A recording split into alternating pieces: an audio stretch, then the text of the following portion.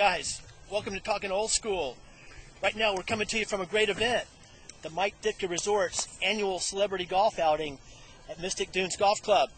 And right now we're very pleased to be joined by a man who's an NFL Hall of Fame player, Super Bowl winning coach, a man whose life and career epitomize the old school ethos of hard work, teamwork, respect for the game, love of the game, and giving back to others.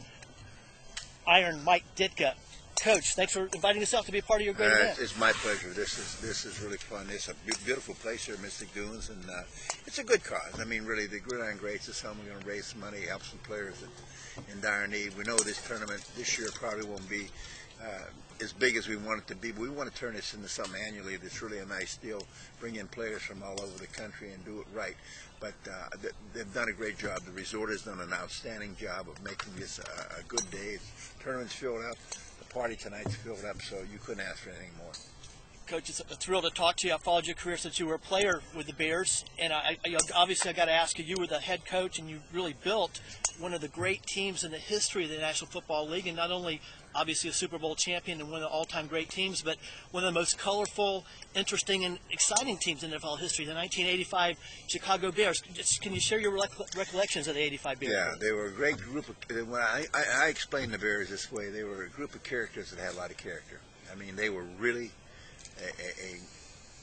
just a great bunch of guys. I mean, you know, a lot of the guys were there when I got there. It wasn't like I put the whole thing together, but the pieces that were missing from the puzzle, we did draft, and we made great drafts with Wilbur Marshall and Jim Colbert and Willie Gault and guys like that who came in and filled out the rest of the puzzle. We already had Peyton, and we already had McMahon we brought in. So we brought in what had to be brought in to fill out and make us a good football team. But there were a lot of good guys there, and so we had Hampton and McMichael. We brought in Perry. I mean, just good football players, and they played good. We probably should have won more than one, but we didn't. You know, we were playing at the same time the 49ers were. They were pretty darn good too. Coach, of course, your career as a player is associated primarily with the Bears. Of course, you were Rookie of the Year in '61, and you were Patsy co-captain of the '63 team, which won the NFL championship. But of course, later in your career, you moved on to the Dallas Cowboys, brought a lot of leadership over there, helped them win their first Super Bowl, and actually scored a touchdown in that Super Bowl. Can you share a little bit about that? Tell us about that touchdown you scored. Well, the touchdown was nothing really. Actually, I was open. I mean, I ran in reverse to get down to the 1 yard line. I should have scored on that, but I got tackled about the 1 yard line, and then you know, my whole career changed really. The greatest part of my football career was in Dallas because of Coach Landry. And, you know, he hired me as a player, brought me as a player when my career was really finished in Philadelphia. Brought me there as a player, played 4 great years in Dallas on a great football team with great guys. We won our first Super Bowl. And then he hired me to be an assistant coach. So my whole life changed because of him. The only reason I ever became coach of the Bears is because he hired me as an assistant coach in Dallas, and I worked there. So, you know, in saying everything, probably why I'm sitting here talking to you today is because of Coach Landry and the confidence he had in me, and maybe he was a lot like Halas. You know, he saw something in me that maybe that he liked, and Halas did the same thing, not only as a player, but to bring me back as a head coach. Coach, talking about that intangible asset of just seeing that special something. You know, here in Florida, you know, we know all about Tim Tebow and the great player that he is. A lot of these so-called computer draft experts, so-called experts, don't think he's much of a prospect. As a guy who's an NFL Hall of Famer, played on the Super Bowl winner, coached the Super Bowl winner, what do you think about Tim Tebow's prospects as a quarterback? You got to understand, the reason I'm sitting here is I'm not coaching, you know, but I mean, and I really don't have any desire to coach, but I would draft Tim Tebow, and he's a great, he has 2 qualities you can't coach. He has character and leadership. Now, you know, you can talk about all the other stuff all you want to. You can talk about throwing motion, you know. Now you're looking for excuses negatively. I don't look at that. You know, as the glass is either half full or half empty. I think in his case, I think it's about almost all full. And I think if there is negatives, there's nothing that you can't work out with him. But I don't see any negatives. I really don't. I don't see what they see when they talk about Sam Bradford. I don't see what they see when they talk about Clausen.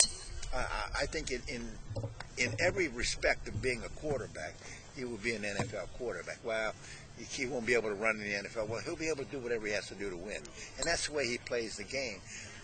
I'm not sure I really understand these guys. And, you know, they spend so much time worrying about how high a guy jumps or how much weight he lifts or this or that.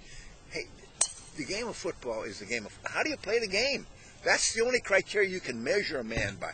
How do you play the game? Well, he's not fast enough. Well, he's fast enough that nobody can catch him. And Walter Payton wasn't fast enough either, but nobody caught him. Come on, wake up. I mean, I get so disturbed at these people who say, well, he can and he can't do this. Well, he can do anything he wants to do because, first of all, he's got discipline and he'll force himself and drive himself to be the best he can be. Coach, well, thank you so much for spending some time with us. If you've got time for one more question, Sure. I'd like to ask you about, well, first of all, I want to tell all the guys that Mike Ditka Resorts is the perfect place for your next personal or professional outing or getaway, and you can find out all about it at MikeDitkaResorts.com. That's MikeDitkaResorts.com. You can also make a donation to the Gridiron Greats at donations@MikeDitka.com. Coach, you had the opportunity to play for one of the true great figures in American sports. That, of course, was Coach George Halas, who not only helped to found the Chicago Bears, he helped to found the National Football League and was one of the original players in the league. And you were one of his special players, one of his favorite players, and he hired you to come back and to coach the team. Can you just tell us a little bit about Coach Papa Bear Halas? Well, don't forget, I was a young man at 21 when I met Coach Halas, and he was pretty well up in years, and he was a guy, nobody understood what the league was like. These people, these owners today think they are the league. No, they're only the keepers of the league. The league was founded by people like Mara and Halas and the guy in Washington, Marshall, and the guy in Pittsburgh, Rooney. Those are the guys who robbed Peter to pay Paul. I mean, in other words, they had to struggle. They had to have other sources of income to make the league work and to pay the players and keep the game going. And they did. They persevered. And the game became a great game because of the founders of the game, the people who started it. Now it's big business. He was there when the TV contract came in, Coach Halas was. That was under Roselle. But I'm saying that when he hired me, I think he passed away in 1983. He was, he hired me in '82, so he never got to see us win the Super Bowl. But I think he knew. I mean, he knew that I was going to give him the kind of football team that would make him proud. In other words, I was going to give him a Chicago Bear football team that was going to play good defense and do the things he liked. And he wanted discipline. He wanted all those things that he taught. So, that's what he was all about. When you're a young man and you play for him, he's a little thrifty because he didn't pay any money. But there was no money to pay. I mean, what there was, he paid. But there wasn't a lot of money to pay in those days. But just a great man. And the game of football would not, as we know it, be here if it wasn't for him. Coach, I know you got a lot to do. Thank you so much Thanks, for Raj. joining us and talking old school. Thank you. Get a still photo, Johnny? That is old school right there. We're talking old school.